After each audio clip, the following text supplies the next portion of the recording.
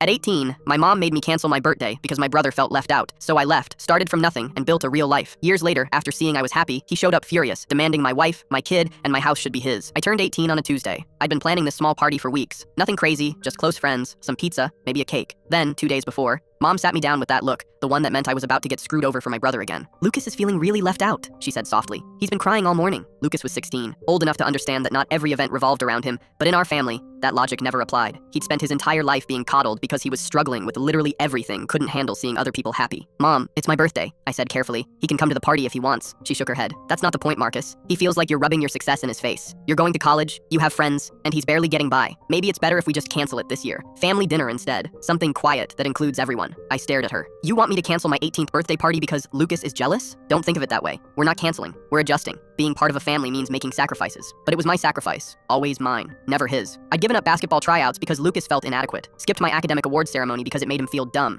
Changed my college plans to local because Lucas couldn't handle me leaving. This was the line. No, I said simply. Mom's face hardened. Excuse me? No, I'm not canceling. This is my birthday. If Lucas can't handle me existing, that's his problem. She stood up, voice icy. If you go through with this party, don't bother coming back to this house. You'll prove you care more about yourself than this family. I looked at her for a long moment. Then I went upstairs, packed a bag, and left. She didn't think I'd actually do it. Neither did Dad when he called ordering me to apologize. I didn't. I crashed on my friend Jake's couch, worked 2 jobs, and moved into a basement apartment. No one from my family called to check if I was alive. Not on my birthday. Not on Christmas. Lucas posted about how much better things were without toxic people. Mom liked the post. 5 years passed. I worked, went to community college, then state school. Met Emma during a study group. We got married at City Hall. Had our daughter Lily 2 years later, bought a small house in a decent neighborhood. Nothing fancy, but it was ours. I didn't contact my family. Then, last month, Lucas showed up at my door. Nice place, he said, pushing past me into my living room. Emma was at work. Lily was napping upstairs. Lucas, what are you doing here? He looked around, face twisted with something I couldn't quite read. This should have been mine, he said quietly. What? This life, the house, the wife, the kid. I was supposed to have this. His voice rose. But you abandoned the family and took everything. I felt my jaw tighten. I didn't take anything.